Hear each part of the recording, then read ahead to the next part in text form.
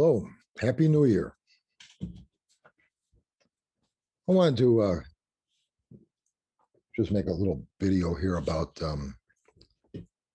as a reader, some things to keep in mind that I think can be important and useful. When you're reading, you have a tendency, you're going to be hearing somebody's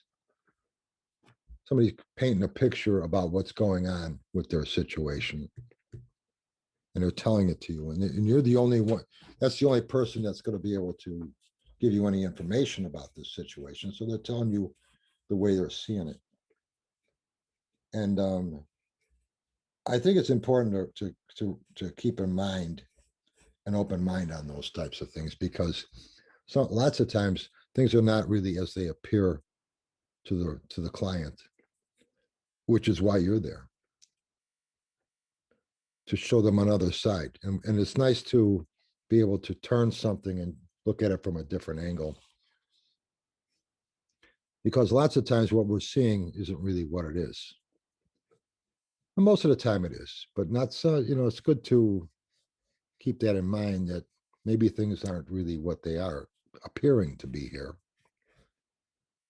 And if you can give that client something that they didn't see before, you've really done a good job with them. So it's a good attitude to have, that maybe there's another way of looking at this, and maybe it isn't really what it seems to be. And I wanted to show this a neat looking illusion here, and so I thought I'd bring this up. Here we have this block of checkerboard design on it, and we have two of those squares are numbered A, or lettered A and B. Now, from what we look at this, we can see that A is clearly darker than B. And you could there's not really much you can say about that. You just see it that way. But sometimes things aren't always as they appear. Now, what I've done is I've taken a portion of B square, and I've duplicated it, and I laid it right on top of the original B square, so we can move it up to the A. These two squares are really basically the same. They're exactly the same color, even though they don't look like they are. So if I move this position of B, you'll see that it's not the same. So you can see I've taken a piece of B, and I've made a duplicate of it.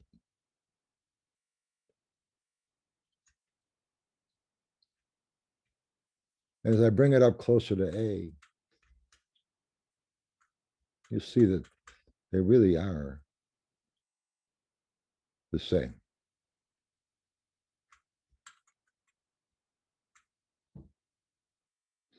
And I think that's a pretty neat illusion. So being able to show the client something that they didn't see before is what really makes the reading valuable. And things aren't always as they appear initially. But if you look at them in a different way, you'll see that something you didn't see before.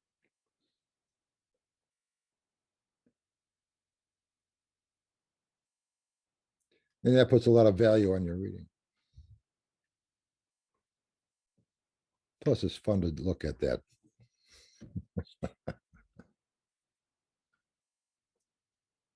Anyway, I just wanted to share that with you.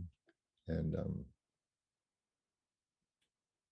but that's what you end up with people who have they're looking at their issue from a certain perspective, and that's the only feedback you're getting on this issue, is their perspective of it.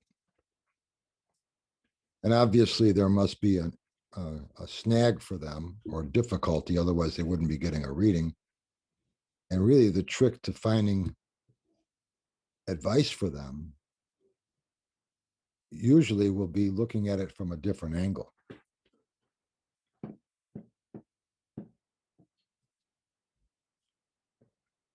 And it's just a good attitude to have. And lots of times they're coming to you and telling you, whether I'm being mistreated here by at work or or whatever their issue happens to be. And really, maybe they're just reading things wrong. Or maybe the reason why they think that this is happening isn't the reason at all. Maybe it's something they're doing and they can just fix that themselves.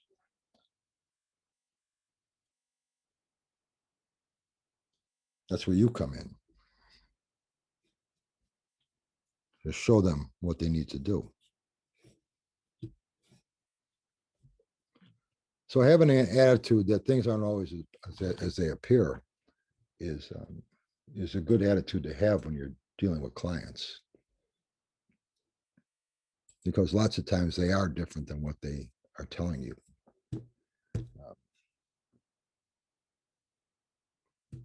And there's really a different approach of looking at it would be very helpful for them. But then you got to show them why that is that way, and convincing them of that. Just like we're trying to convince them that just with that illusion that these two squares are exactly the same color.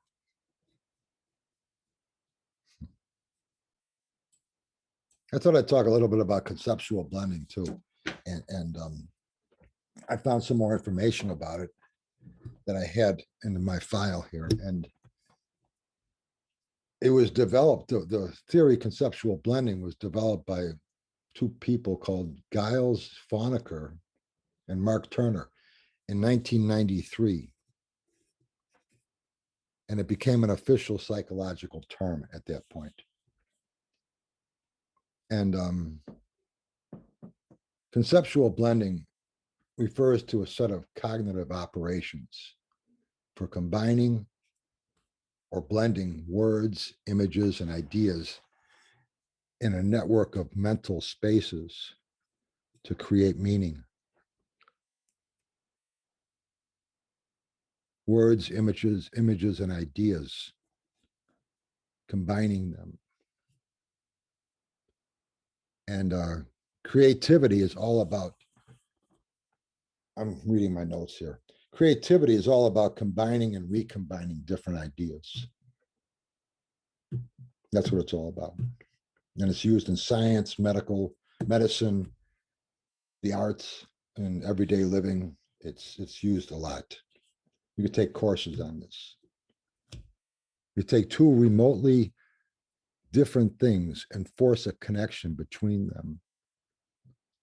And when your imagination finds a way to fill in the gaps, to blend them, to connect the dots, that's when you come up with an unpredictable idea, something you didn't see before. The good news is the mind does this anyway. The best way to shake up an old pattern of thinking is to throw in a new, seemingly unrelated element, like a tarot card. The tarot card's an image, it has ideas, it has meaning, added to something that's remotely different than what we're looking into. And we blend them together to come up with new, unpredictable ideas, things we never thought of before, we never considered before. We come up with new ideas. And the mind will work overtime trying to fit it in to this pattern until it alters the pattern to a new idea. It's the kind of idea, you get the kind of ideas that doesn't just slightly improve something, but provides a whole new level of insight, a radically altered way of thinking about a subject, category, or whatever it is you're looking into. So conceptual blending refers to a set of cognitive operations. Cognitive operations, like a card spread, that's a cognitive operation. And we blend words, ideas, and images, which is a tarot card, in a network of mental spaces.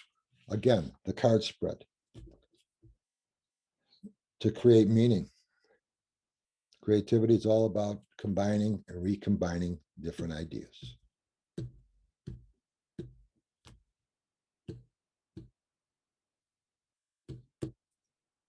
And with that understanding of what it is we're doing, allows us to come up with a clearer idea of what, a clearer understanding of the whole process, which makes you more um, capable as a reader. So now it can be explained. Card reading is a conceptual blending process.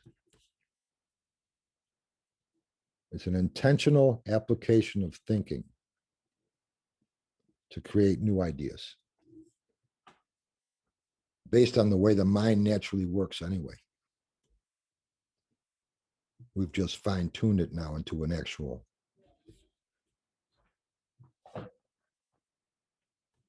procedure where we know what we're doing. And it's used all over the place. So just thought I'd throw that out there. And our next tarot gathering will be January 11th, Tuesday, second Tuesday of the month, second and fourth Tuesday of the month. So January 11th at noon Chicago time. Go to tarotmaps.com, go to tarot gatherings in the menu, and just click on the link and you come right in. And that's that. So I hope I see you there. All are welcome. Just a bunch of card readers getting together. And I like the fact that we don't really, I was going to try to put more structure into it, but I really like the fact that it's just all spontaneous and we don't know what we're going to talk about. A lot of it is just social too. We look forward to seeing each other, to seeing you, and share ideas. And there's always, you things, the things you're going to learn there are just, we don't know what it's going to be. But we do know one thing, we're going to talk about tarot cards, and you're talking about people who have a lot of experience and people who have good questions that maybe are novices. And everybody there is just more than happy to share what they think about it. And you will learn things there. And I like that better than having something specific. Like I said, today we're going to talk, the next meeting, we're going to talk about card spreads. Or the next meeting, we're going to talk about card meanings or the Rider-Waite deck or something. This way, people say, well, I don't really want to see this one because I don't want to care about the Rider-Waite deck, or I don't care about card meanings or whatever. We don't know what we're going to talk about, but it's going to be something good, or I would usually think it will be. And more important than that, it's going to be fun. At least it will be for me.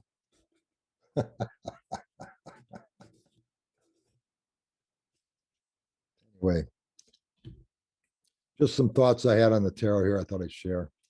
And Happy New Year. It's January 1st. And we'll talk soon. Keep throwing cards. Bye.